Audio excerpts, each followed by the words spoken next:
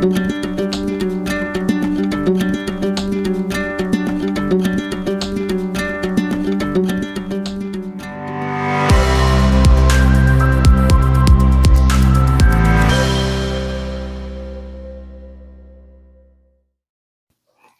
everybody, welcome back to Mel's Board Game Room. Before we get started, I just want to mention we have a sponsor. So Games and Couple, which is a division of Oshrat Counseling Online Services, is sponsoring our channel as well as the podcast, The Board Game Specialist. So super excited about that. I feel very official. I gotta say. You seem official. Seem official. So we are doing our top 100 list. Actually, Travis, you texted or messaged the group text that we were doing, you were doing a top 100. And I was like, well, are you videoing that? Should we video it then? So here we are. I'm making him video his top 100. Yep. So before we get into the top 100, let's talk about who this guy is next to me. So Sure. Travis, we met at FallCon. Was it 2019? It was a while ago. It was a while ago. 2019, I believe. Yeah. Maybe 2018. I can't remember which FallCon it was. Yeah. So at the board game convention that's held in Calgary, I'm filming on my phone and I can see my sister's calling me, so we're gonna ignore her. I should have put it on airplane mode. Live and learn. Now, Travis, how did you get in the hobby? I don't think I ever asked you that. So maybe, well, I've always been a board gamer. I've played games since I was little. I've even designed games when I was little. I used to make little games. They're not good games, but they were great for me. So we had a limited budget, but we had lots of cardboard. So I used to create my own little games and copy other games. Yeah, it was great. Nice. Yeah, I've never had any desire to create games. I just want to play them. Yeah, I want to create it. So, but I'll leave it to you. that's okay. Yeah. All right, so I've always been into board games, and now doing your first top one, because this is your first time doing this a top 100. This is my first time, this is the first time I ever felt like I actually had enough games that I've played to justify doing a top 100. Because I think you got to be 300-400 games played before you can even think about it. Yeah. And my list will show that I've only played 300 or 400 games. And it was funny too, because you sent me a list.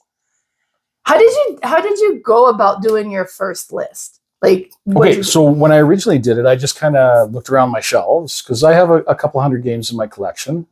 And I just kind of wrote down the ones that I thought would maybe be in the top 100. Yeah. So I had a whole bunch of strips of paper spread all over my fancy board game table. And then I took a picture of it and sent it to Mel and said, hey, I'm starting. And she's like, really? You're doing it like that? Why aren't you using Pub Meeple? So I looked up this Pub Meeple thing because I'm not a tech savvy guy. And yeah, it just made it way easier. But well, mostly since the first list is like completely different from the second list. Okay, so what happened with that is the first time I did the Pub Meeple list, I kind of forgot about maybe 30 games that I really liked. and it's funny, when we get to number one, you're going to find that my number one is not what my original number one was. It changed. It's pretty bad when the number one game changed. Yeah. That's funny. I just went straight to Pub Meeple. Then I sent you a picture too, because I went through what I thought would be like my top 200 to 300. And they're all good. And then I'm putting the list and it's like, 200, but that belongs in my top 100. So I have like 300 to 400 games that should be my top 100. But apparently you can only put 100 in there. So, and then I went through Pub Meeple and I sent you a picture. Do you remember how many comparisons I had to do? Oh, I think you were 1,600 maybe. Yeah. Maybe a little bit more. I mean, mine, maybe it's sad. Mine was like 800 comparisons. So, but yeah, like at least 60. It took all, and then you had to stop and walk away because you get frustrated and it's just like, I don't like this game anymore. My list, because I did the top 100 last year as well, so I kind of kept, it's like Melanie from a year ago is a completely different person from this Melanie this time around. So we'll see. It's just completely different. Now we have the presentation on the TV behind us, so you'll be able to follow along with pictures of the games. I will have those pictures kind of added at the end of the video as well, so you can see kind of better close-up pictures of all the games we're talking about if you want to go for that. But yes, I guess let's get started. get started. All right. So number 100, and we're starting with you. Yeah, we are. All right. Okay. Okay, so my number 100 is a little bit of a cheat for the list. I've only ever played it once, and I hated it. But it's 5 tribes, and the reason I hated it is it was just poorly taught to me, and it just I didn't understand it until it was over, and then it was boxed up, and I was like, wait, I think I kind of understand that. But its main mechanism is a Mancala, where you'll pick up a stack of meeples, and you'll put one adjacent to the next tile, then drop one adjacent to that one, never going back, and whatever tile you end up on, you're going to be able to activate the power based on the color of the meeple. Mm-hmm. So there's all kinds of different merchants and builders and assassins. So you'll basically activate the final meeple, and you'll take all the color of that meeple off of that tile, and then activate it based on how many meeple there are. And then there's also on the tile, there's another power as well that allows you to do an action. And again, I've only played it once and researched it a little bit, but it's on my want to buy list. It has been for Do you not 5 own years. No, I don't own it. Oh, you still don't own it? No, of course not. Of course not. Yeah. But yeah, I mean, just, I love Mancala so much that, and I like the theming behind this and all the powers, and I don't know, it just, and you can hire Jin to come and help you. Yeah. Like, it's just, I don't know. Again, I need to play it again just to justify it being on this list, but it had to be on the list because it's been on my want to buy list for 5 years, probably. That's funny. Like, I played it, I hated it, but I think I would love it. So I'm putting it on the list. Well, that's why it's number 100.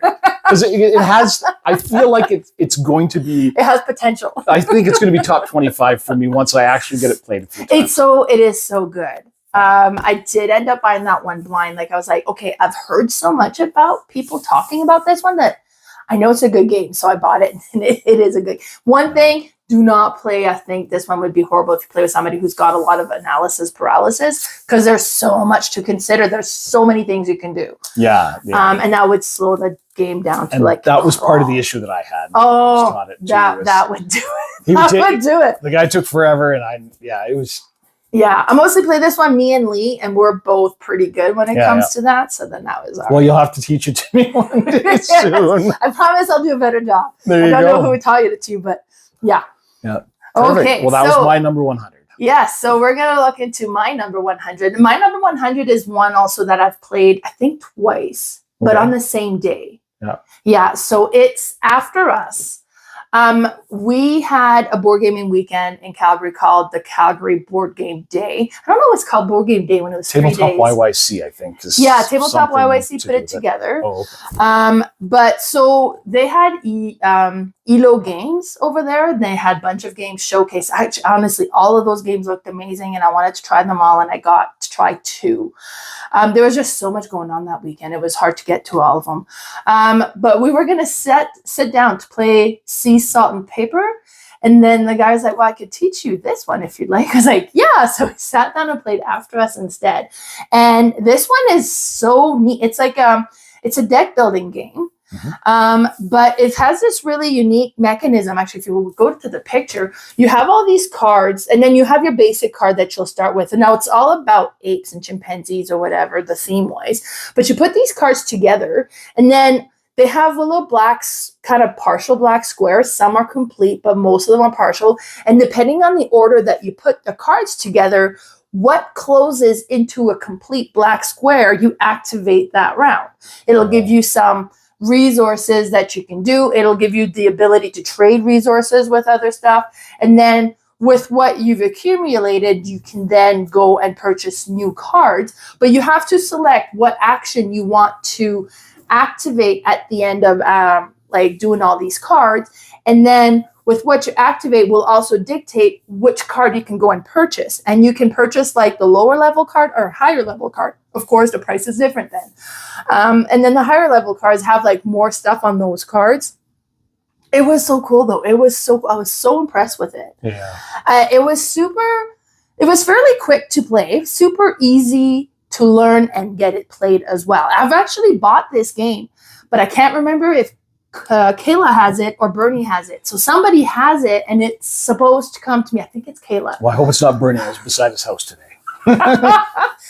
Bernie, I think, has Swindle, but I'm not sure if it's in yet or not. So I have like 3 or 4 games coming that somebody has. What? You have games? Don't you have to play a whole bunch before you're allowed to get any more? Yes, but those were all purchased before Christmas, before New Year, so they don't.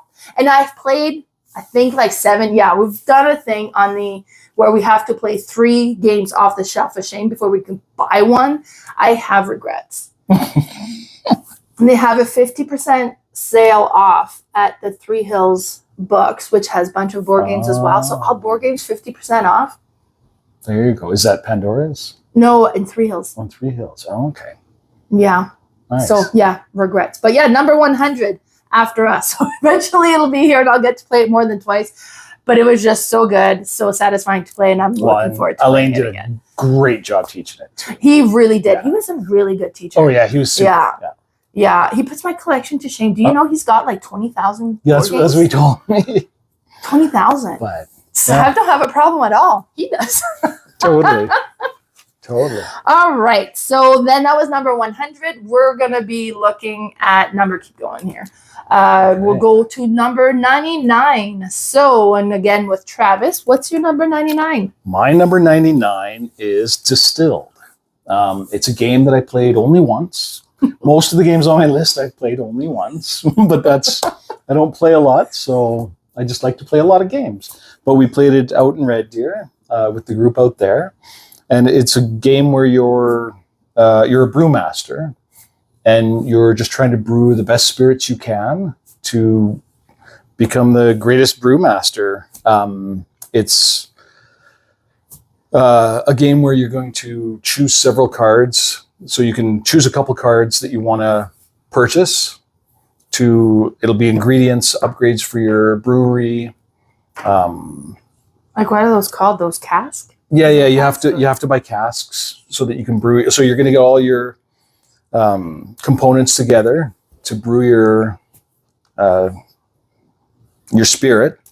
And what you do is it's kind of a push your luck game. So based on how many sugars you put into your little deck of cards that you build, you can throw alcohol in there as well. Then you shuffle it all up, and then you flip over a certain number of cards. And depending on what comes up in that flip is what kind of spirit you brew. Mm-hmm. So you might be trying to brew a whiskey or something like that, but if you don't get a wheat that comes up that allows you to do it, you might just make moonshine. Yeah.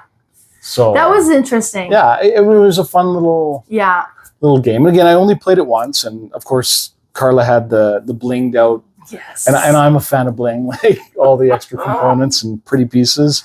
I don't know. It just really spoke to me. I liked it, but I only played it the once. So, it needs to be on the list as well. Yeah. No, it's a neat game. The push your luck element was so interesting. And it's nice that it's not a complete fail. You can always make, I think it was like tequila was easy, or vodka. Yeah, there were a couple that we used. And you're just like, okay, I'm going to put all the ingredient hoping for this. I'm making a bourbon here.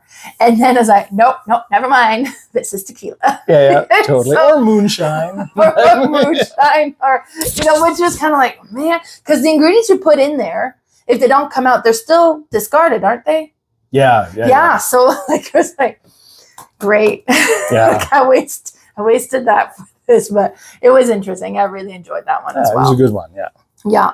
So my number 99 actually is funny because we were just looking at it and you're like, why? No, that's not. It's not that great.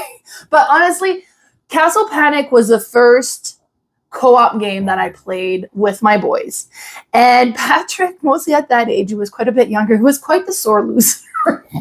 So he would get so upset every time he lost, and then it'd be like almost a fight. So with this one being the cooperative, it took that element out because it's a cooperative game, and you have your castle walls and your towers in the middle, and then you pull out of the bag, you have all these monsters that are coming into the castle. So they start in the forest, and then they move into the archery area. So that's where an archery can reach, and then they go into the I don't remember. Oh, there we go. The knights and then the swordsmen. And then they'll reach the castle and then they'll destroy your castle wall. And then if they keep going, they'll destroy your castle towers. And if you lose all your towers, you lose the game. And we've lost the game often. And we've played with the wizard expansion, which makes it harder.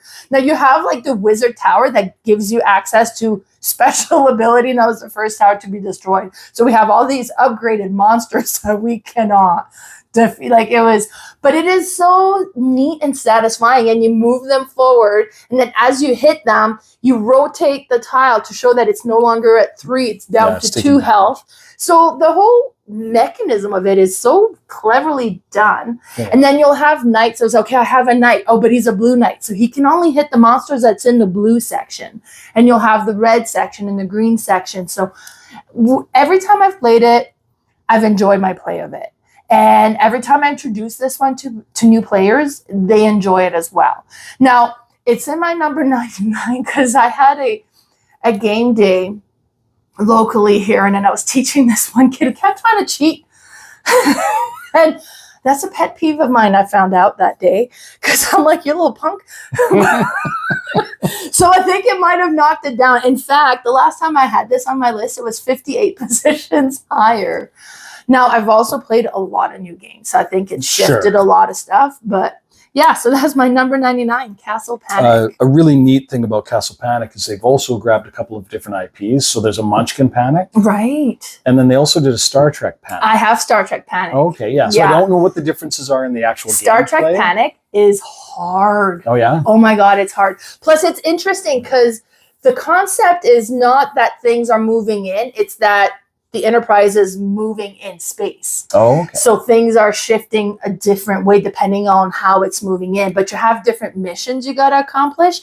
That is, oh my God, it is so much harder. It does give this game a complete different feel. Oh, okay. Yeah, but it's neat. And then you have your Enterprise, and then as you lose pieces, you add a cardboard on fire piece. Oh, perfect. So all great. Just to show down. We lost this one here, so then it's on fire, and eventually it falls apart and is destroyed completely.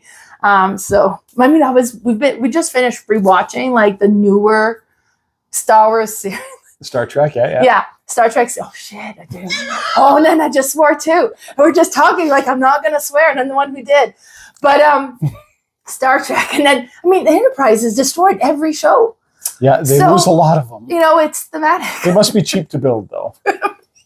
Must be. All right, so that was my number 99, Castle Panic. Now we're going to go into number 98. Number 98. And Travis, what do you have for us? My number 98 is a game called Sheriff of Nottingham. I love this game because anybody who knows me knows that I like a deal. I like to haggle. And man, this game just lets you haggle. That's all the game is, really. It's just haggling and negotiating. So what you're going to do is you have a whole bunch of goods that you're a merchant bringing these goods in to sell them in Nottingham. So you might have apples, or I don't even remember offhand what all the other cheese. There's cheese. There's the bread. Yeah, bread. So you might have a handful of cards. And you might have 3 cheese in there. So you'll throw 3 cheese in your little secret bag, clip it up, and you'll hand it to the one player who rotates every turn, being the sheriff. Mm-hmm. So I might hand it to Mel and say, hey, Mel, this is 3 cheese. Or I might decide to say, hey, Mel, this is 3 cheese, but what's actually in the bag is 2 cheese and a crossbow. Because I'm trying to help out the rebels a little bit. I got to get some stuff to Robin Hood so he can help out.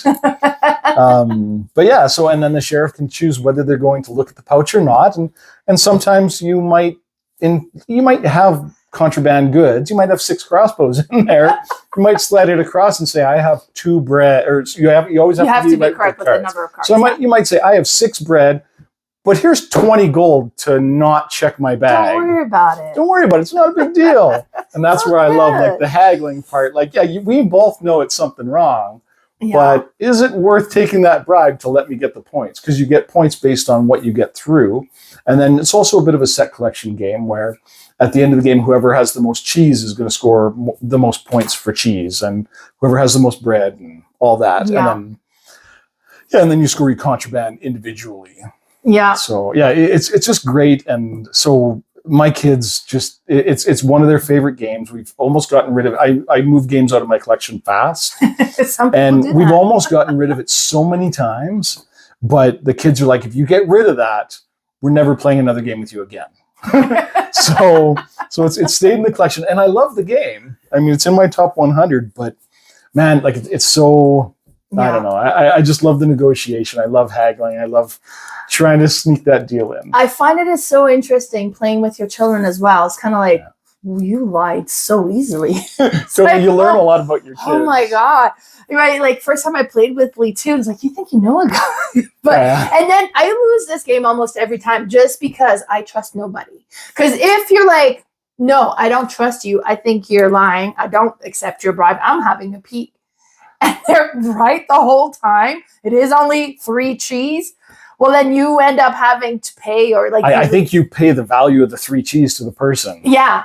And they still get to keep the 3 cheese. Yeah. So that happens to me all the time because I have a very strong trust issues in any of these. We should play games. this. Oh my God, I don't think we should. Because I already know you're lying every time, and know that you're going to think that you're probably not going to, and I'm just going to end up paying all the time. Yeah, and that's what I'll do. I'll just give you bread the whole time and just take your money on top of it. So, and then the contraband is put upside down, so you can kind of know it's like, okay, fine, I think it is 3 cheese. Go ahead. And then they pull out and he reveals 1 cheese and puts 2 face down. Like, oh, so you know if they cheat, like if they lied. So it kind of creates like, I'm not trusting you again. And then it's like, hey, it's 4 apples. Like, yeah, right. And it's like, not this time. It is 4 apples. So it is an interesting game. Oh, I love it. Well, and I love when it's somebody else's turn. I don't know if it's an actual rule, but we've house ruled it that you can. Oh, I think you can be part of it. So if Mel and one of her friends are in a negotiation, I can be over here and say, well, I'll give you 10 gold to open Mel's bag because I think she's lying. And that's something you would do too. Totally. Yeah. And it's great. I think that is like officially part of the rules. You can do that for sure. Yeah. But that's my number, 98? Yeah. Sheriff of Nottingham. Perfect. Yeah. So my number 98, and I have it in front of me, so I do remember what it is. And this is Powergrid Factory Manager. Have you ever heard of this one? I've never played any Powergrid game at all. Oh my God. Yeah, Powergrid is the big one everybody talks about. Factory Manager, I actually prefer. But it's no longer like a map. Now you have your player board and you're running your own factory. And then you have the main board where you can go and buy robots or machinery to add to your factory, but you have to manage the power coming in to activate and energize all these stuff that you're adding to your factory. And then you got to pay for the electricity you're using. And then it's like, okay, well, maybe, and then you only have so many workers as well. But it still has that negotiation that Powergrid has because you have to bid on these different things and you have to use your workers to bid. So if you're using them to bid, you can't use those workers to activate your factory. So then maybe it makes sense to get like robot operated machinery so then it doesn't require as many workers. But it is so interesting. I personally prefer that than doing the map, because in the map, a lot of times you get in other people's way.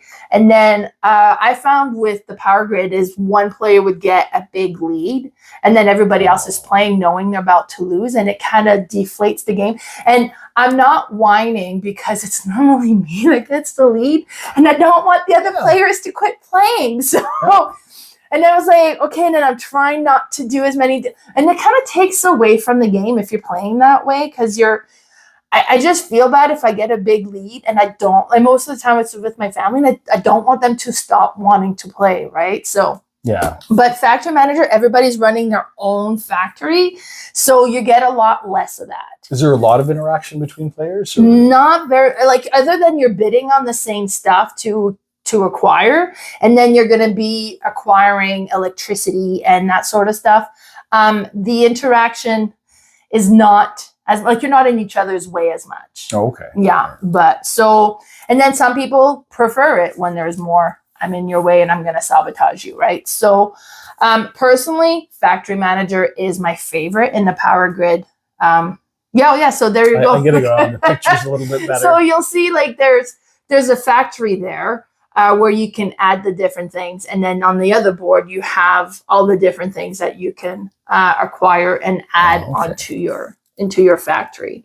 And it still has the paper money, which some people poo-poo over paper money quite a bit. Money. Do you really? I do. I don't know if I prefer paper money, but I don't mind it. I want a metal coin. Yeah. But paper money's good. And there was one game that did the fat stacks of cash. Yeah. It was like a collectible card game. I can't remember what the game is, but it was a collectible card game simulator, basically. Okay. So you'd open a new pack that's one card, but you all the money was just big wads of paper cash with a band around it. It was great. Yeah.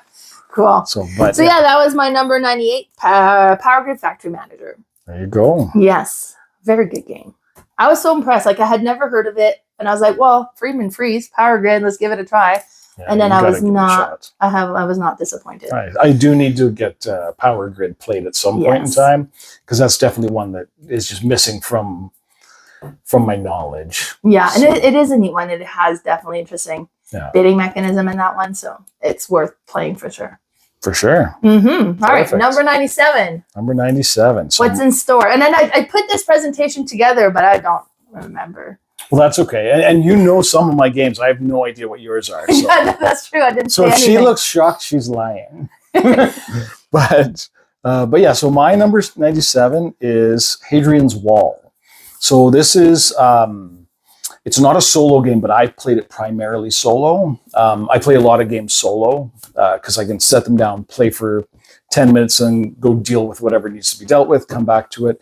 So basically, it's a resource management worker placement style game. So you get, there's two big giant pads of paper in it. One is the wall and all the areas around that. And then the other pad is all your people, like your politicians and your centurions and stuff. And what you do is at the beginning of each round, you get a whole bunch of resources based on what you start with and what cards you draw. Mm-hmm. And there's a row of cards at the... Right, let's go to the next one. There you go. Yeah. Totally, that'll work. Yeah, so these are the two pads of paper, and then above it is the board of the actual town. And what you're trying to do is you're just managing your resources, trying to stop an invasion from happening.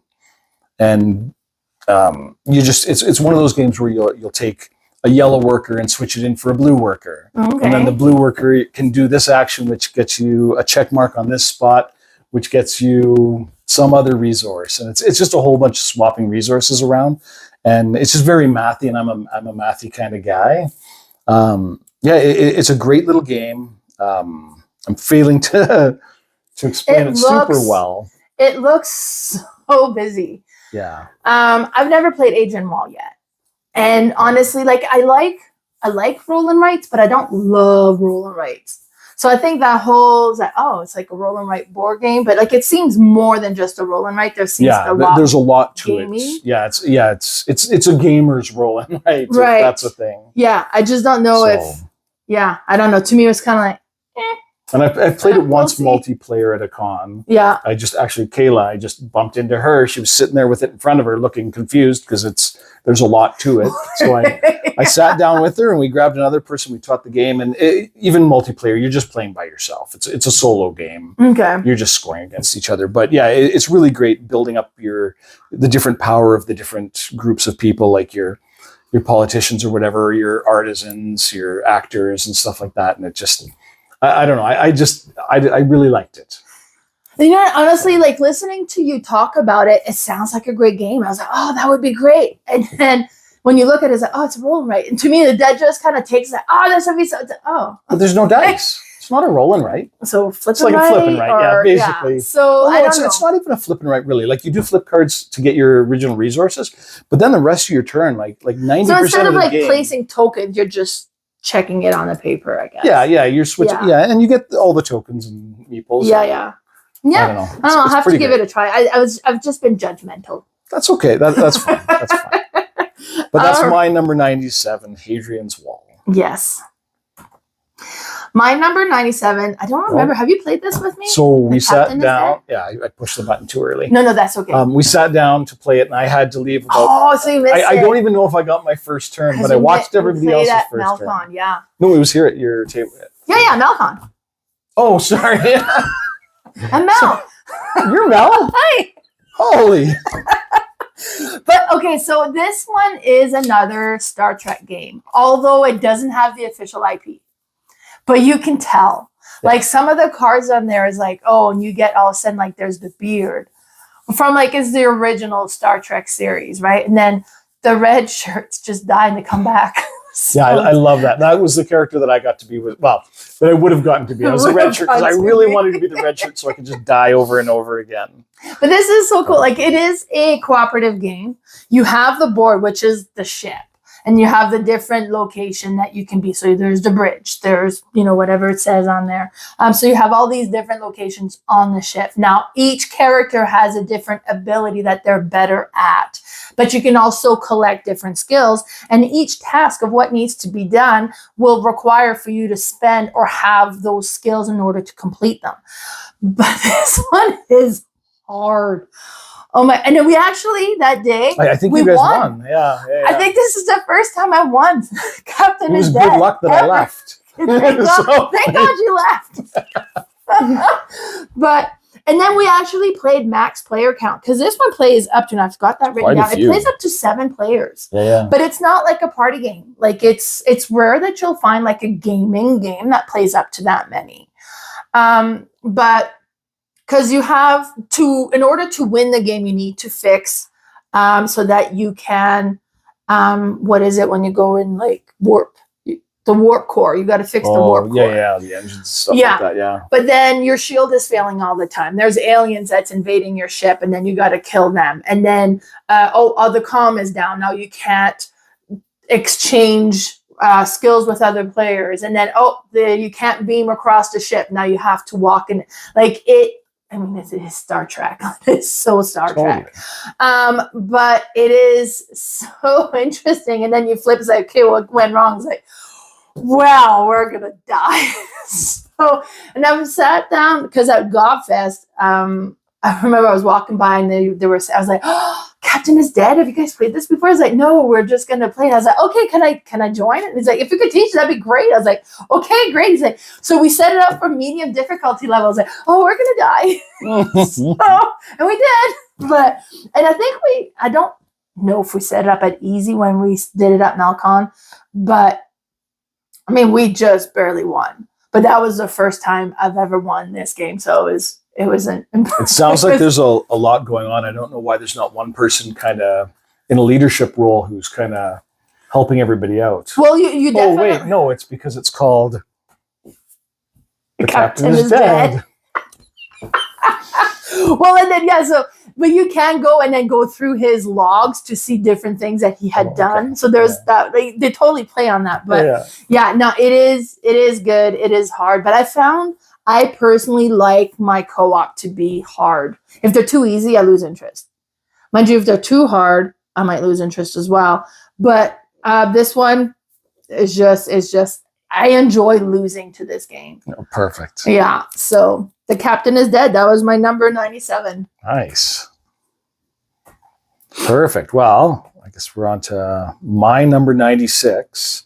So my number 96 is another game I've played once.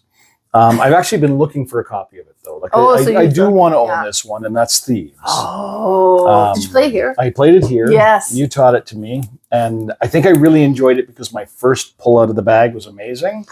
But so basically what this game is you're archaeologists, and you're traveling around to some of the major cities, like Berlin and Greece, and you're doing research in those cities.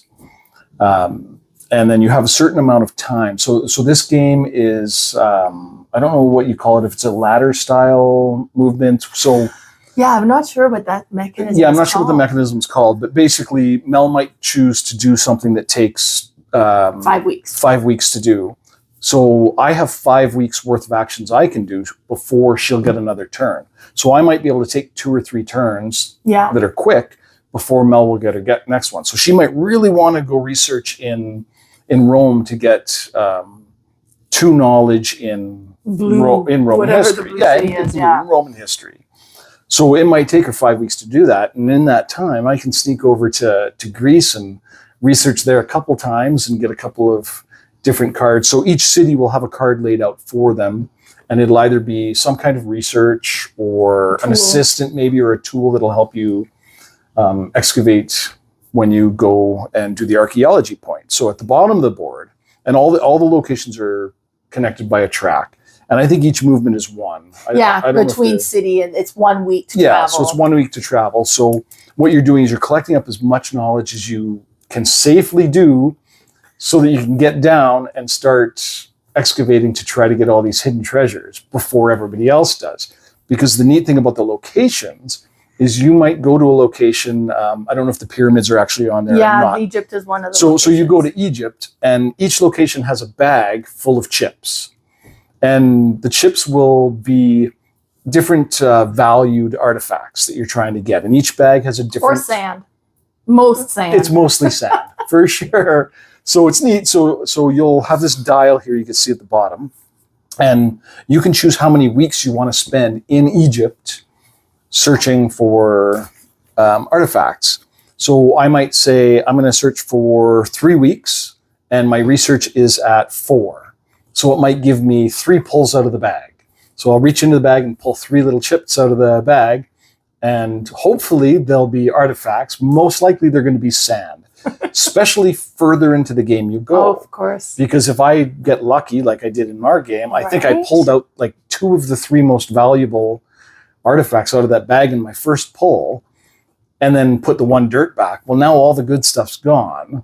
So there's still a lot in there, but there's not as much chance that you're going to score something really good. And you want to make sure that you get down to the locations fairly quickly, because if you're the first person to dig, you also get a little bonus. There's one artifact that's like on the surface. You see it, so you get that one automatically. So I mean, it was a great little game. I really like the fact that you can take multiple turns if somebody decides to jump ahead and take advantage. Like it's a really good game. It's not too thinky. It's not AP prone, I don't think. No, it's not bad for that. Which is good, because I have a hard time with AP. I get bored easy. But so I like to just throw my hand in and grab whatever I can. But it was wonderful, and I'm so glad you taught it. And I hope they come out with like a little bit of a blinged out edition. I don't know how popular it is. Cool. Like, honestly, this is one that needs a reprint because it is almost impossible to find. Yeah, I've been looking, and everybody I show it to goes looking for it because it is so good. I had a friend who's like, okay, I found it like on eBay. She's like, I spent like $150. It's not a $150 game. It shouldn't be a $150 game for sure, but I mean, it is such a good game. And then that push your luck element is like, okay, well, I'm gonna dig for 15 weeks, then I'm gonna pull like a fistful out. Yeah. But then you've like so far ahead that you're not doing anything and all catching up doing all these stuff. And then you can only go to the dig site once per year.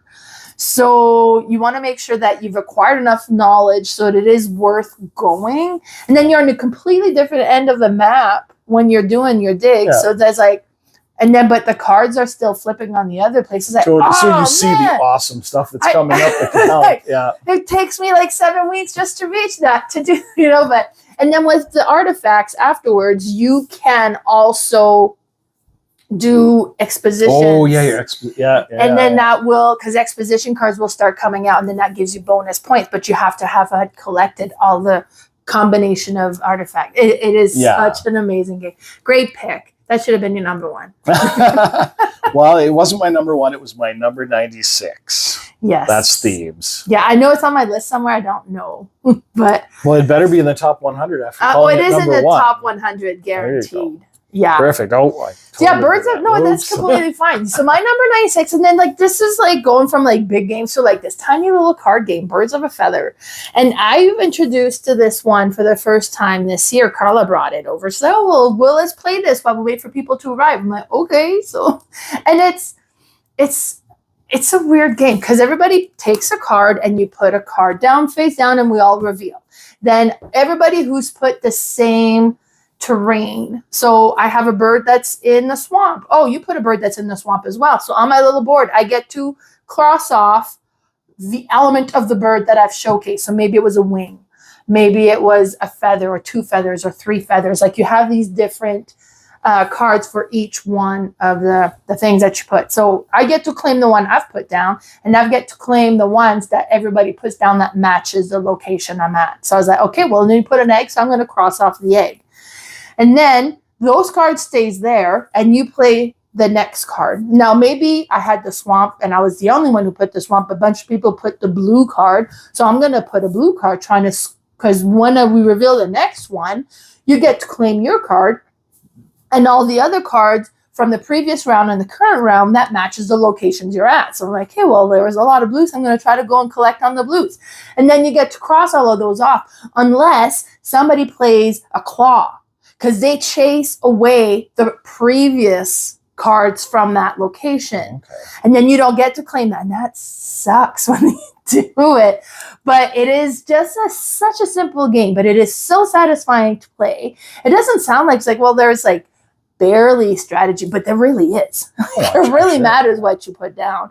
And then it comes in an app as well, and you can actually play it on the app, or you can just have your scoring sheet on the app, which is nice because sometimes like, oh, darn, I put the 1 wing, but it was a 2 wing. Now you've crossed the wrong one.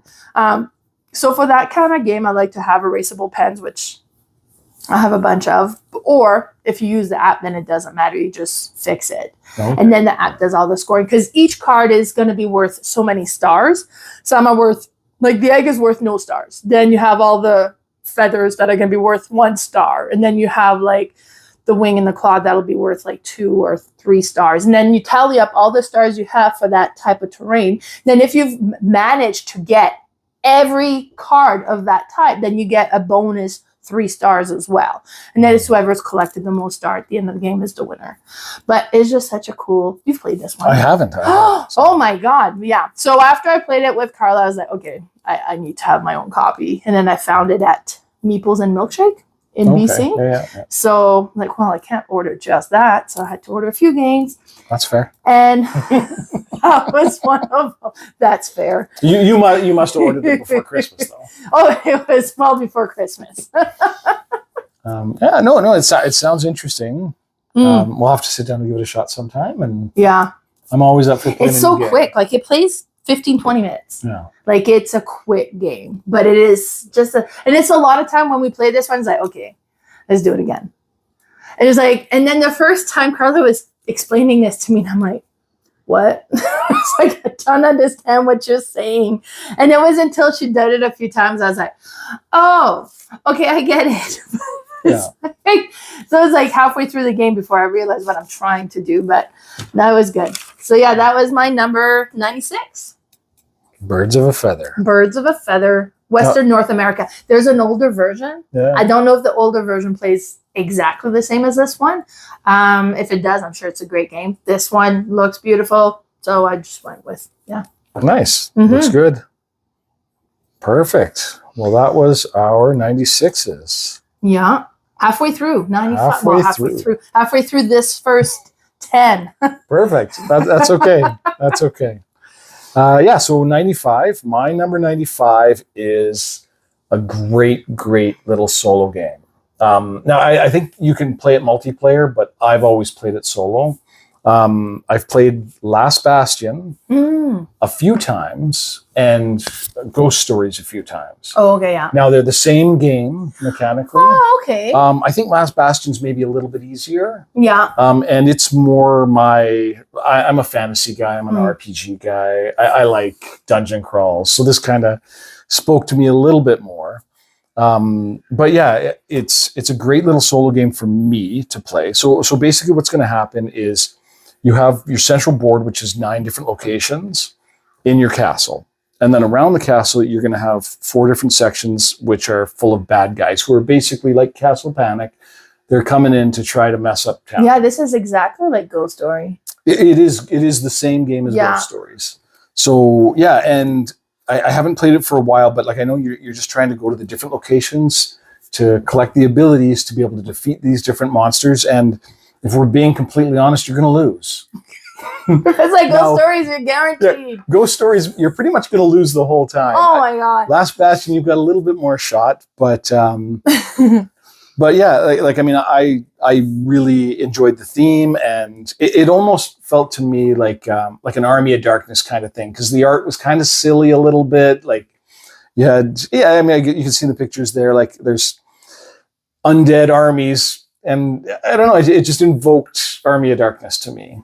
Theme-wise, I agree this one would appeal more to me than Ghost Stories. Yeah. Because the feudal Japan. Which was cool too. Yeah. Like, and the artwork It's was neat. interesting for sure. It was hard. I used to own it. I got rid of it. I got I enjoyed playing, but it was so hard that it was hard to get people to want to play it too. Yeah. It was like, hey, do you want to lose? And they didn't want to. So Totally. This is one I could never get my kids to play, just because I told them, well, we're probably going to lose. Well, I don't want to play then. Well, okay, but it works great solo. And yeah, I mean, I don't even know what else to say. Like, it's great. I really enjoy it. So. Yeah, that's my number 5, or 95, Last Bastion. All right, my number 95 is, you know what? And I wonder if this one is on my list because we had just finished doing our top 9 cozy games, and I've been thinking about this one because it was on the top 9 cozy games, and that's Canvas. And this one is so pretty. This is funny. Like, so I bought this one secondhand, and I had my sister pick it up. Yeah. And I was like, I know you're going to like this one. I haven't played it yet, but I watched videos on it. So I was like, while you have it, until I can meet up with you, try it. But my sister hates learning games. So she didn't bother. Yeah. So she came to visit me, and then we played it. And she's like, oh, this is so good. Can I borrow it? I was like, I have had it for like an hour. So no, not yet. Yeah.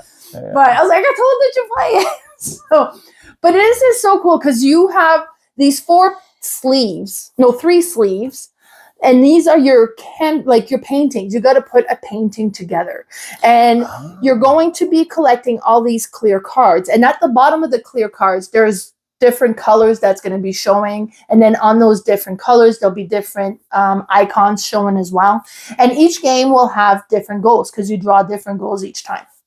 Could be that you need to have 2 of these symbols and 2 of these symbols. Or you'll score a ribbon for every 2 symbols that are side by side that are like a triangle and a sun. And now if you can do it multiple times, you would collect multiple ribbons for your painting. So you're going to be collecting, you can never have more than 5 clear cards in your hand. And then you're going to pick 3 and put them in a different order, because depending on the order that you put in, some stuff will get covered up by the other. So trying to get the pattern that best matches what you're trying to do. And then you put that in and say, okay, well, this is my painting, and it scores so many ribbons for this goal, and it scores for this goal. And so then you collect the ribbons for that. Then each ribbons are worth different points. And then some was like, hey, if 1 ribbon is this much, but if you get 3 ribbons, it's worth more. So it is and it is a super simple. And then you have like these little palettes, like paint palettes, that you can spend to skip the first one and pick up the second card. Or you would put 2 down to get the third card. Then if one person takes the first card and there's palettes on it, then they get to collect those. Oh, okay. And, so it has that element to it as well. And it's funny, I've played with some, well, my sister is like, she's like, oh, I'm going to do this. And then I was like, it scores 2 ribbons. It's like, I was like, yeah, but it looks good. Yeah. It's like I think you missed the point. But it is interesting to see this, and they're very silly, right? Image you create, and then it has like a title on it depending on what's in the front and what the artwork's going to be called. Yeah. So it is just a very simple, satisfying game. And they've done 2 more from that series. Now, I thought they were all standalone, but somebody was telling me they're expansions to the first one. So I don't know. I thought they were standalone. So I questioned that. I would need to check. But I only have the first one. Would be interested to try the second, because the second one adds a board. Oh, okay. So there's more of a board to play, more than just like this one here has like a roll-up mat that you put the cards on so you can see them better. The third one, I don't know what that changed, because that one's fairly new, and I haven't really looked into it. So yeah, I mean, this looks really interesting. Like, I think I would fall into your sister's category, and I would just make the prettiest picture. Look, there's flying meatballs. Yeah. Totally, for sure. But yeah, I mean, and it's card crafting, kind of like a Mystic Vale type of deal. Okay, exactly.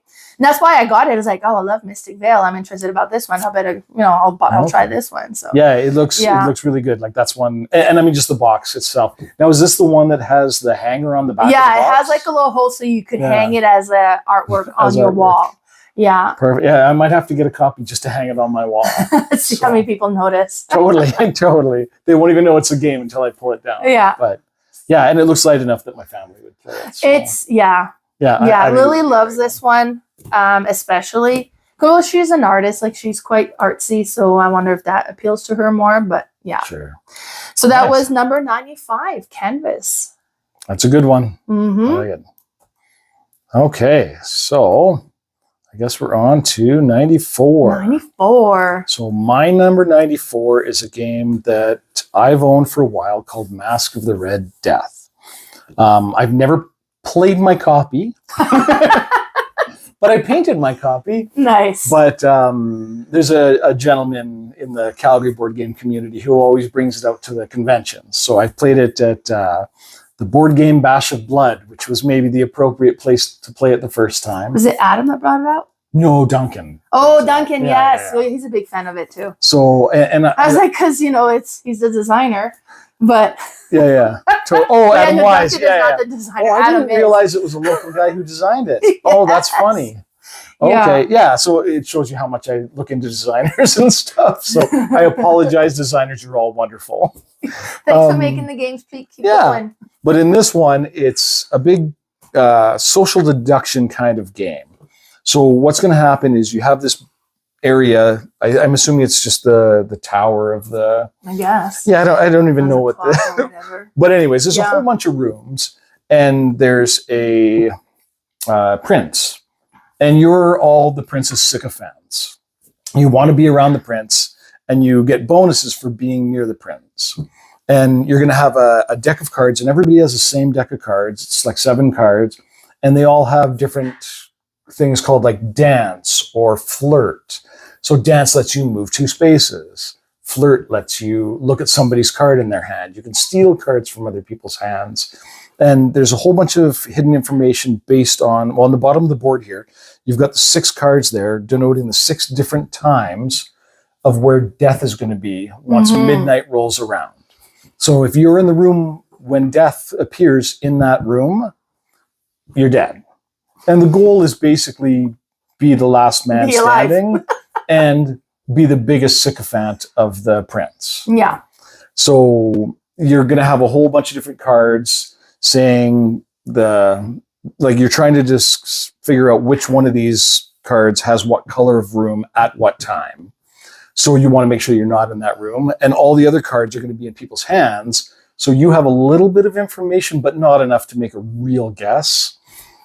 So you're like bartering with people, looking in their hands, and it's just really wonderful. And then I think the strategy comes down to basically get as much information as you can, and then pray that you have even a quarter of the information that you need when midnight rolls around, because you have to move, and then something will happen, and then move, and then the next card flips and death shows up, and then move, and then so you want to make sure that you're moving in the right direction to stay out of the rooms from where death is. And sometimes you don't have you'll never have all the information. You might have 2 or 3 rooms that you're sure, but outside of that, I'm safe there. I know. Yeah, but... and you're not allowed to write down any information. That's super important, because you have to be able to remember it. Because if you could write it down, it'd be a little bit easier. But it's basically like, for that 15 minutes when death actually shows up, everybody's going to die, except the one person who kind of gets a little bit of lucky and has a little bit of information. So there's a lot of luck in this game, but there's enough. But yeah, I don't know. I loved it. I've played it 2 or 3 times now, and every time I've just had a fun time. I've played it the one time, and it was definitely interesting, but that's what gets me. It's like, okay, so I've seen all this information. Okay, what did it say? I have no idea.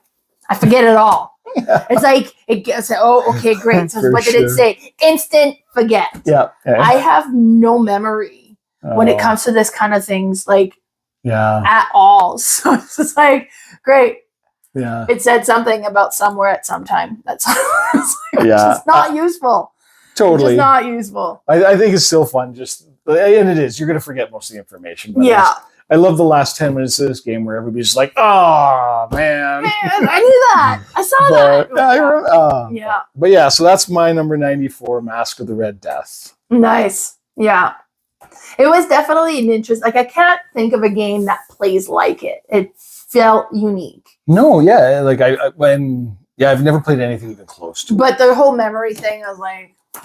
And it's fun because, like, there's not that elimination like you have in a lot of games. Like, you're going to be eliminated, but you're going to be eliminated 30 seconds before I am. Yeah. So it's not a big deal. And everybody kind of expects to lose. So I don't think I've had a game come down to 2 people still being alive at the end. No. So it's perfect, yeah. It's perfect. All right. All righty. So that was number 94. My number 94 is it's part of a trilogy, and I think this is the second one in that trilogy. I played the first one at Gobfest and didn't understand the rules till the end, so I lost horribly. And then ended up buying this one because I couldn't find the first one, and that's Frameworks. So I played Nova Luna, and I didn't understand that it was clustered you were trying to create, that you could count the whole cluster, so I'm trying to just sides, and that totally changes the game. So with this one, it plays almost exactly like Nova Luna if you've played that one, but it has all sorts of frames, and some of the tiles will have multiple frames on it, and then some of the tiles have goals that you're trying to accomplish on it. So if you have, and then some will be a combination of both. So if you have like a goal tile that has like a number and a color, that means that tile you can count the goal if it's sharing a side to a cluster of frames that is that color attached to it. And then you have a bunch of these little discs in your player, and it's a race game. First player to get rid of all of their discs wins the game. Yeah. So on your turn, you're going to be adding a tile to your board that you're building. And then when you create these things and you get to put, and then it's really neat because sometimes like, okay, great, I've created that, so I completed that, but it also makes me complete that, so I can claim that. And then I was like, oh, I added more, so now instead of just 4, I have 6, so I get to complete this one as well. And so it is satisfying. People can't mess with your game other than you take the tile you really, really wanted, which is not so bad. Wow. Is this the same game as Pipeworks? Was that another one in it? I don't know. The other one is called something different. Well, here, let's look at the picture. Yeah. So maybe this is the one that I've actually... Yeah, this is the one that I've played before. So yeah, it sucks when people take your color. It does. Also, it's like I've been working on gold. And there's no gold tiles, and it finally shows up, and you don't even need gold. Totally. You wanted the green that was on it. For yeah, I played this with Cherry. I think this is one of Cherry's favorite games. Yeah, it is. It is really satisfying to play. I really enjoy it. And it's, I mean, like you just take a tile, place your thing, and it's very simple that way, but you're like, okay, where am I going to put this? Which one am I going to take? Okay, I'm going to put this. And then like, it's not your turn anymore. It's like, darn it, that would have worked a lot better there. But it's too late. Totally. Well, it's a Rosenberg too, right? Yeah. I find a lot of the Rosenbergs, the lighter Rosenbergs, like you could bring it out with anybody and they could play it and complete it. Yeah. And feel like they've done okay in the game. Yeah. Oh, for sure. So I like the Rosenberg lighter games for sure. Yeah. And this one is a good one. I like it. Mm-hmm. Yeah. Cause you've played it. I did. Yeah. So that was my number 94 Framework. So now we're at 93. We are. And I don't remember what yours is. He's got his phone there now, but it's so small from here. So it's okay. It's so small from here too. Okay, so my number 93 is a game that I picked up intentionally to play with my family because I played it once at FallCon. And I loved it so much that I went and bought it immediately. The fact that it's a small box and didn't cost a lot, that's all just a bonus. But this is a game called The Mind. Oh, yeah. I was surprised that this was on, really? You have all these big games and then, The Mind. Oh, I love The Mind. I actually have a lot of small games on my list. We'll find out later. Oh, okay. But I like experiences almost more than the game. So The Mind's not an amazing game. But it's an amazing experience. Mm-hmm. So what happens is you're going to get a certain number of cards dealt to you each round based on the level that you're on. So level 1, you're going to get 3 cards each. Cards are numbered from maybe 1 to 100, I think. Yeah. Yeah, and then all you have to do is, without saying anything, there's no communication. You can't like knock on tables and stuff like that. Like, you got to be quiet. So you can like glare at people, and I do, but you have to play them all. So all the cards that you have dealt out. So if there's just 3 of us, there's only 9 cards dealt out, and we have to put them in order from lowest to highest. And if we make it successfully, we win the level. Yeah.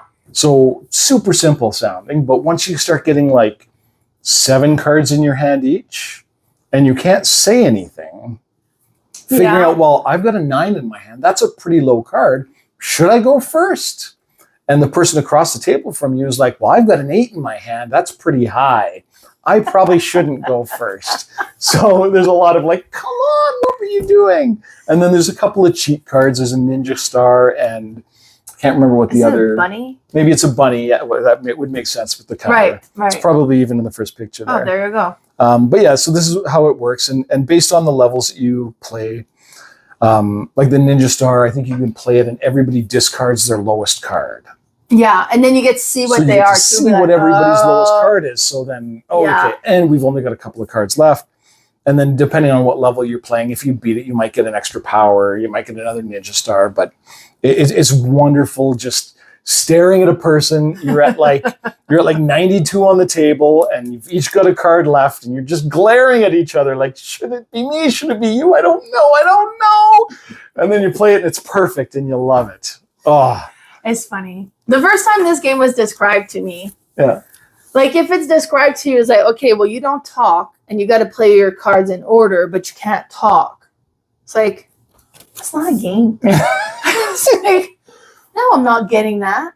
I was like, it's not a game. And then I went to the Didsbury Museum when they were, like I was actually helping them host like a game day there, and a friend had it there, and then, all right, fine, we'll play. And Lee loved it. And I'm like, really? Oh, it's... But it was like, okay, it was interesting. And it's tiny game, and it's so inexpensive to get.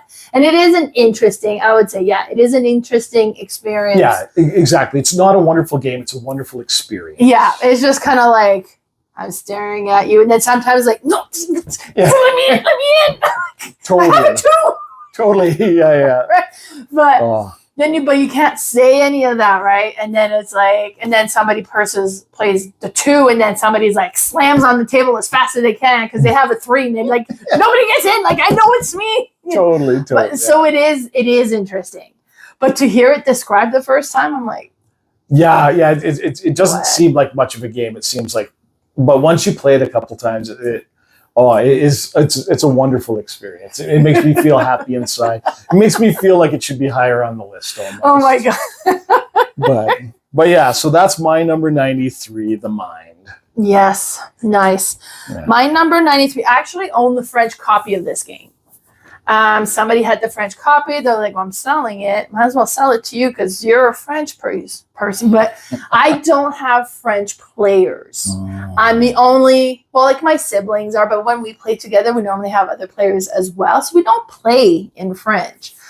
But this one doesn't have tons and tons, like as far as words, and that's Quacks of Quedlinburg. Oh, I've never played Quacks. Oh, I have the French copy if you want to play. Oh, perfect. That's great. That'll help. Well, and honestly, most of it is icons, and it's what you're going to, because this is a bag builder. Yeah. So you have this, and I don't know what they are. They look like cotton, so I call it cotton. Okay. But if you pull too many of those, your potion explodes. Oh. Which is not good. But it's not terrible because you can still do some parts, but you can't do all of your action. But if you pull out like certain things, I was like, okay, well now it's a 3, so you go 3 ahead, and you're trying to make it as far as you can in that spiral, starting from the middle, to get as high a score as you can, and then you, depending on how many rubies you passed, and you get to spend those to buy new ingredients to add to your bag, so that it dilutes the cotton one. And it's not cotton, but and I was like, why would you put cotton in your potions anyways? It's foam or something. I don't know what it is. So is this an individual player board then? Yes, everybody has their own cauldron. Their own cauldron. Okay. Right? Nice. Yeah. And then you do have like something that you can mitigate. It's like, oh no, you know what? I'm gonna spend this so that goes back in. Okay. And then you shuffle and you pull it out again anyways. So it's like, and then you could be like, okay, you know what? I'm done. I'm not going anymore. This is as far as I'm going. And people can keep drawing if they want. I think Patrick cheated. He must have. Because he like... Well, does he read French? No, there's no words. Really. Oh, well, it's language independent then. So what does it is matter? Mostly... No, but I'm saying like, because you could be like, I'm not looking in my bag, but maybe he was, because he never pulled cotton. Like, almost never. And he was like, really, buddy? Like, yeah. How are you that lucky? Or, but yeah, no, it is just a completely satisfying game. And then as you gain some level, like you get to move this up. So you start further down in the spiral, and then whoever is in last place, depending on how far back they are, they get to move this forward as well. So it kind of has a bit of a catch-up mechanism that way as well. Yeah. And then you play so many rounds, and then it's whoever's got the most points at the end. But it's just a really neat game. Nice. Oh, that's perfect. I like it. Yeah. Quacks of Quedlinburg. And in French, it's called something completely different. Le Charlatan de Belfast, or something like that. Which means? I have no idea. It means Quacks of Quedlinburg. Perfect. Okay, so that was 93. Yes, 92. Well, we're getting close. Right? Getting close. So 92, my number 92 is a game that I've owned so many different copies of it. Because you buy and sell. Because I buy and sell. And I like the game, but I think I like the experience that I have with my player that I play with. One of my children loves this game. It's probably his favorite game, and that's Dice Throne. So I sent Dice Throne Season 1, but I think actually my favorite is the Santa versus Krampus. My son and I played it several times, and we just love it. Like it's so thematic. So it's a Yahtzee style game where you're gonna have a board in front of you. So this is the Pyromancer, and they have different abilities. So you're gonna roll your 5 dice on your turn, and you're gonna have Yahtzee rules. So you can have 2 free rerolls. Sometimes you can have cards that let you reroll, or cards can modify dice. And you're just trying to build the best combo that you can to do the most damage. It's a 1 versus 1 battle game. And you're just trying to crush your opponents. But yeah, it's so elegantly simple, I would say. Oh, it really is. Like it was just so easy to teach. Yeah. Oh, for sure. Yeah. So I rolled it. Yeah. But the whole thing is so satisfying.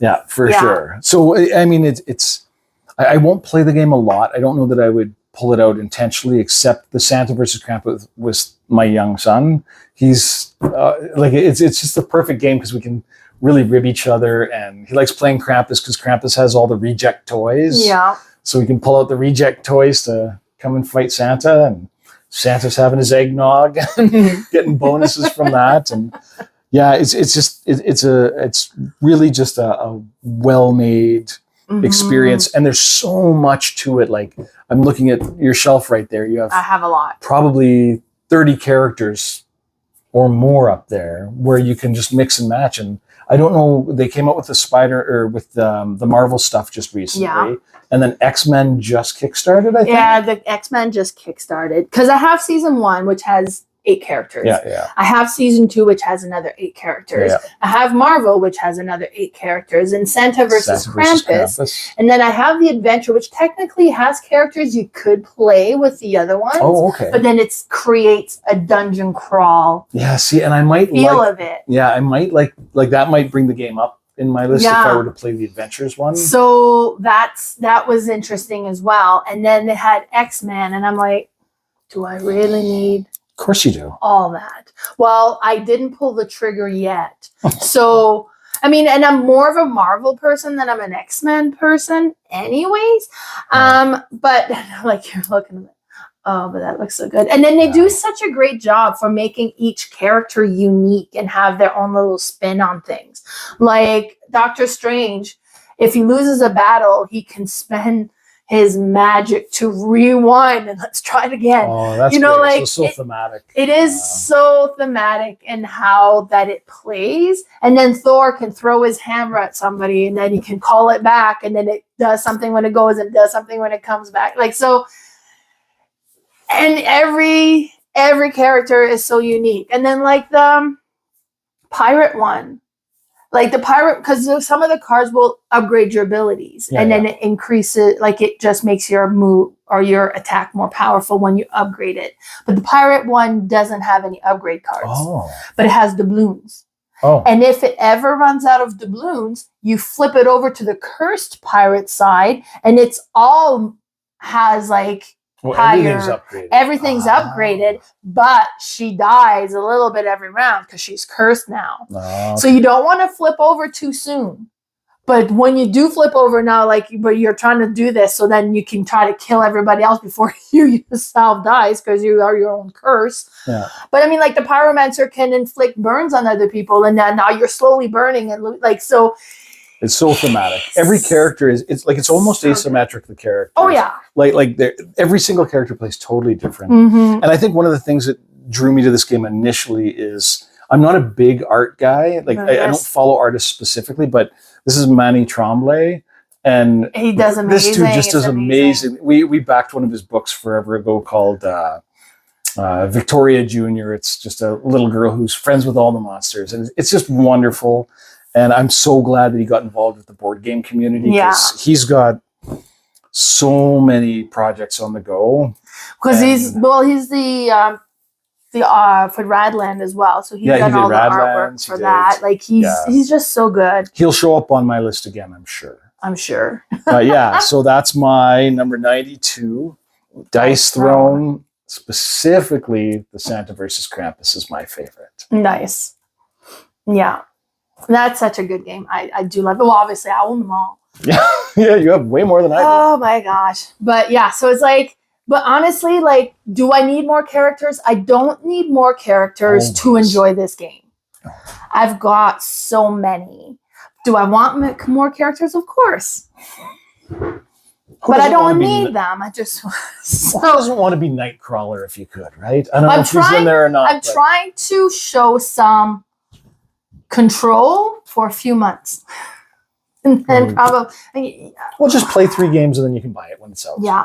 Like, and I brought this one because we had... Who was it? Ashley and Kayla were over and they're like, oh, I've never played Dice Throne. I was like, that won't do. So we pulled it out and we played it. And then they're like, oh, this was good.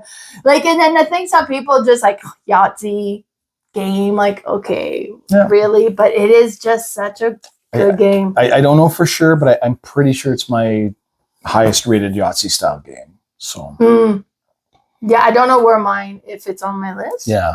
But and where it lands well, there's no way it would be. But there's I think there's a couple Yahtzee games on my list. There you go. So we'll see. Perfect. We'll see. Well, that's my number 92. All right. My number 92 is an economic game that I've played. The first time I played it on, I can't remember if it was BGA or one of those things. And I don't like those platforms. And half the time it's my turn, but I'm stuck on the screen somewhere else and I'm not looking at the right thing. So that's probably not BGA then.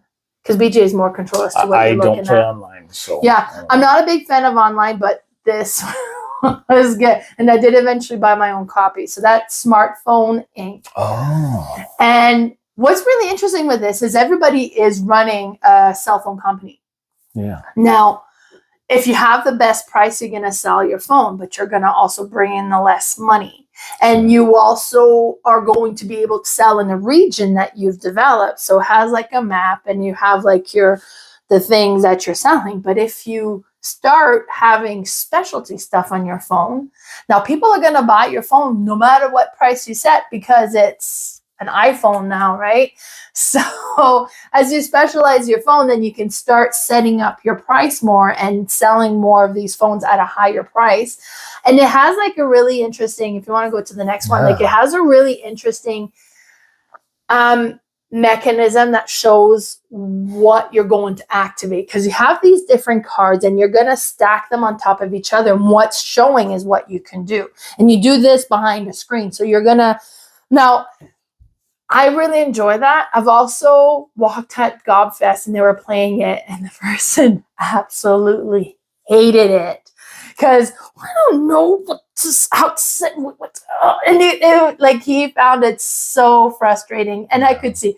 For me, that puzzly little bit before you get to do the game, that kind of determines what are you going to concentrate on. Are you going to try to build on the technology for your phone? Are you going to try to spread your market? Or you're going to and that was so satisfying alone, just doing the little puzzly bit of that. And some other people, I guess, absolutely hated the whole headache that it caused. And then you reveal what you're doing, and then those are the actions that you have for the game. And then there's the different technology tracks. There's the map of where the different places that you are that you can sell. So if you're alone in your area, you can set the price because there's nobody else selling phones until somebody else is there. Then you're like, wow. And there's so many buyers, and they're going to buy the cheaper phone first. So you don't want to go too low.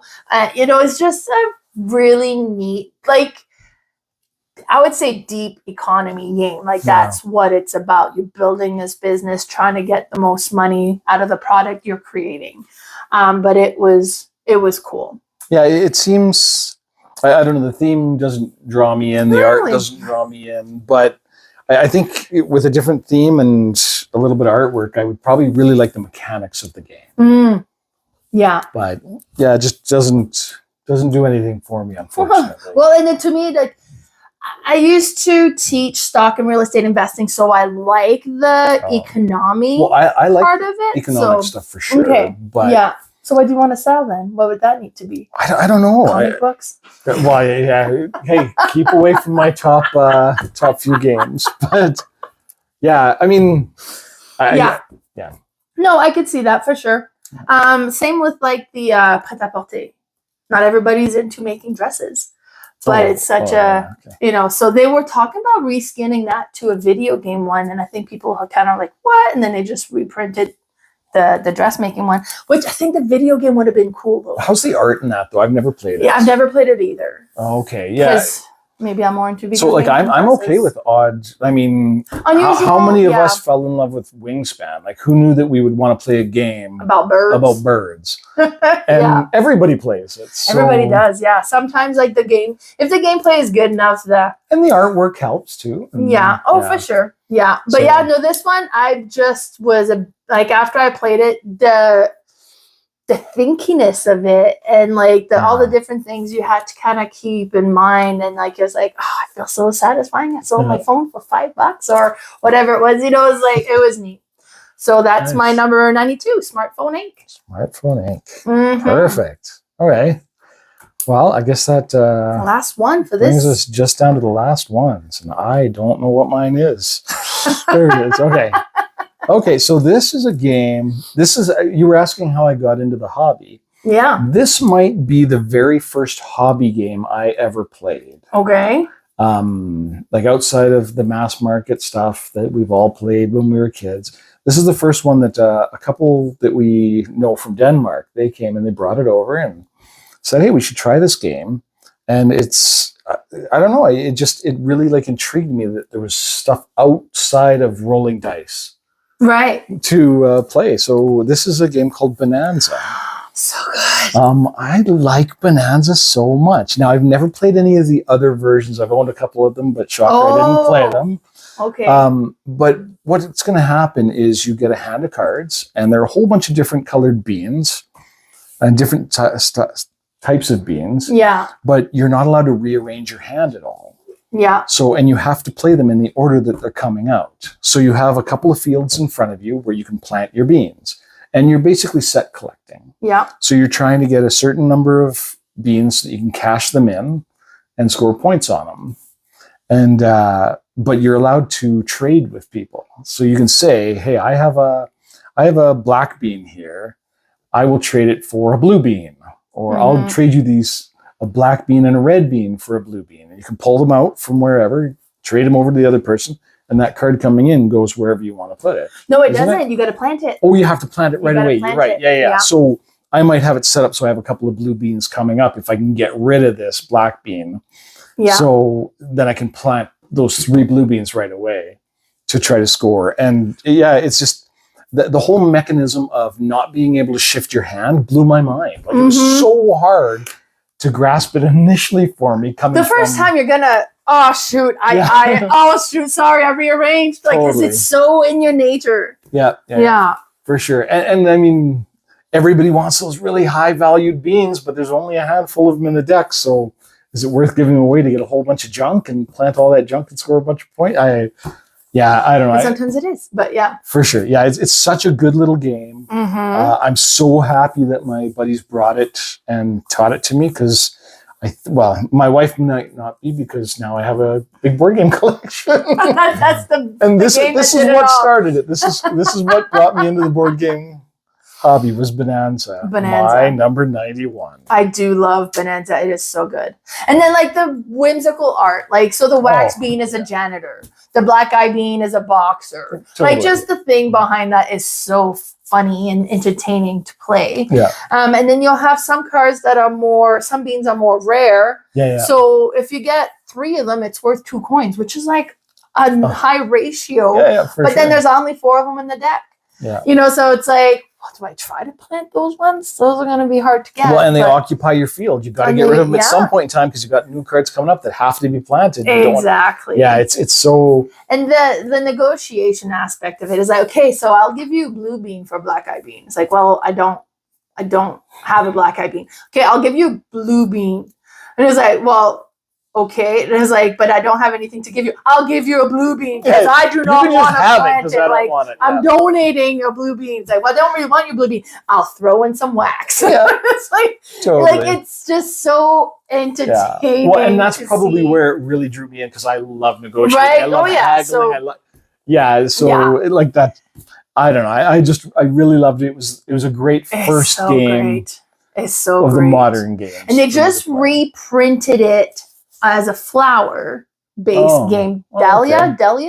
I don't know. Dahlia is a flower. Okay, so Dahlia. And then you have different flowers that you're planting. And to me, it's like, okay, sure. I guess it's prettier, but I really like that. I'm not getting rid of my black Bohnanza for Dahlia. I'm not doing it. Just because I like this. I like the comical of it and all. I do have Bohnanza Duo, which is really interesting, because they were able to put negotiation in a 2-player game.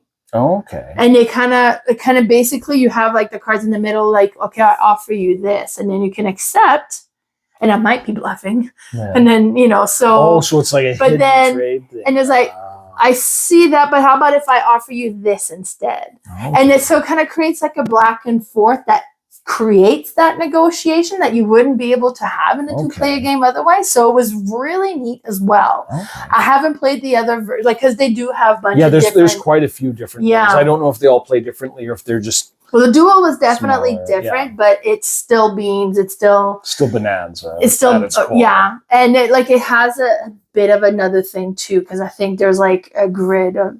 I have to play it again, but love, great choice. That is such a good game.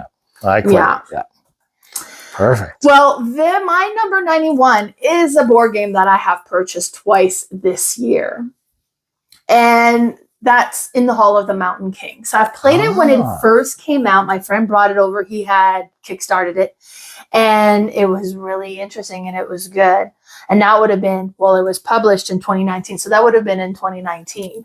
And then I found a copy still in shrink from a friend.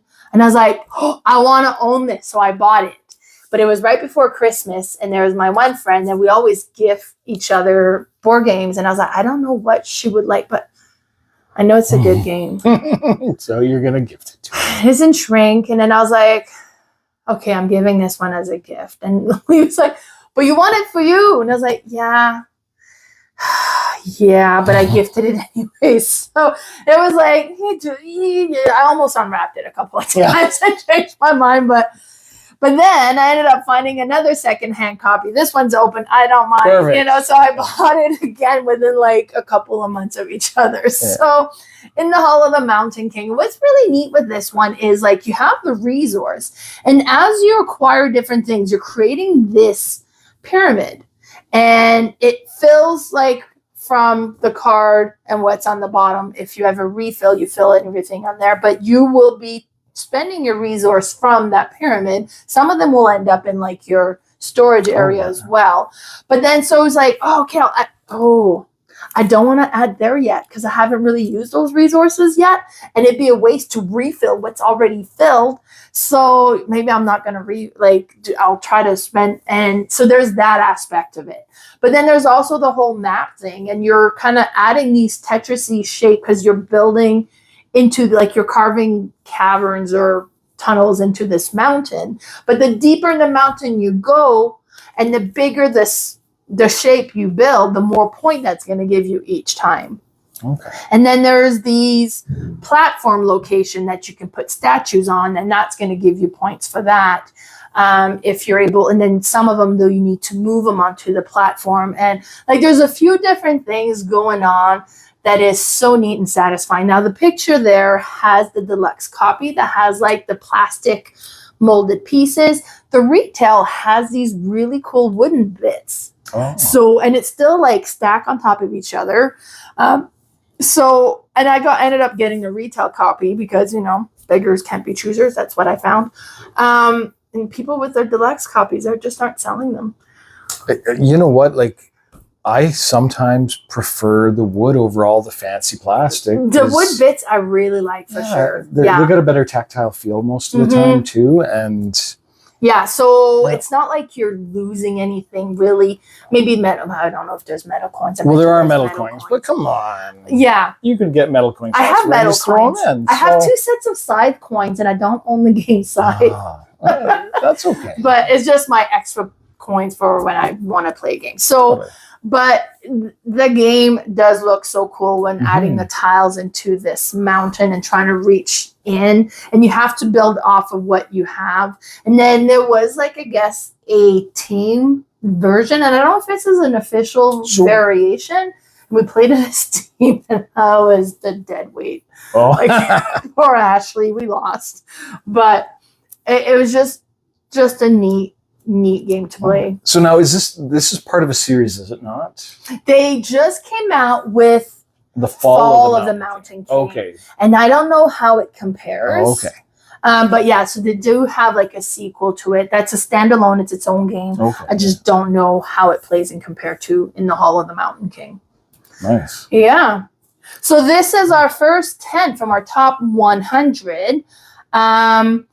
Yeah, so I don't know, like, and then I totally didn't keep track. I had written where the position were, like, in the Hall of the Mountain King dropped 71 positions from last year, even though I love it just as much. Yeah. Like, I don't dislike this game at all. It's just, I think I have so many games I've played now that the list is so, like, I was looking through, like, my 200 to 100, and I'm feeling bad for all those games because they belong in my top 100 too. Yeah. But there's just so many good games out there. Only 100. Well, can when be in we're the top done, 100. you'll have to do a 200 to 100 rapid fire. Ugh. I'm not, but you can. We'll see. Maybe just because I feel bad for those games because they're so good too. Any surprises for you? From your list? Sure. No, you know what? Like, I guess I was surprised with the mind on yours. I'm like, really? Yeah, the mind. Yeah.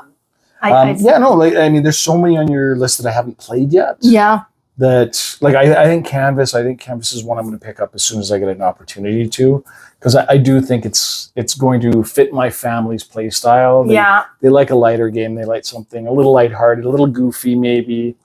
And that fits it for sure. Yeah, I mean, that's probably the one on your list that I'm most intrigued to pick up in the future for sure. Nice. Yeah, and then with yours, like, and it's funny, like, I posted all that picture, but the last Bastion, even though when you look at the picture, it's good stories, didn't realize that at all. And I put the presentation together. I think I'm just, like, mindlessly doing it as I'm working in between calls. Well, I appreciate you doing that because I did no work. I just showed up. Well, I talked you into this. You went from, like, I'm just doing a list together to, like, let's record it. Yeah. So, yeah. Totally. Well, it was great. So those are the first 10. So 100 to 91. The next one is going to be from 90 to 81. And I gotta say, personally, with my list, I was surprised at some of the games that kind of made it this time that hadn't before. Okay. Yeah. Yeah, so, I'm actually a little surprised for some of the future ones at how high some of the games are that I would have never thought I would have put that high. So I'm really interested to revisit my list because I haven't looked at it in a little while. So it's a little bit of a surprise to me too. Yeah, no, it's really, it is so revealing, I guess, to do a list like this. Yeah, for sure. If you guys are doing your top 100s alongside of us, or if you haven't, go ahead and do it. You know, spend 1,600 comparison to see which one makes the top 100. Or and 800. Then, yeah, and then post and share it along with us to see, or if you have any comments on our list. Okay, then we're like, I did like a picture and it's like Melanie versus Travis. And he's like, is this a competition? Yeah, like, it feels like everybody wants some kind of confrontation with me. So what? You know what? We'll see when we get down to number one. It could be a fight. Yeah, let us know. So far, whose list do you think you associate with the most? Yeah. I'd like to see. Like, that'd be interesting. Do you have taste like me, or do you just like take anything on just because you have no self-control like me? There you go. All right, bye everybody. Bye everybody.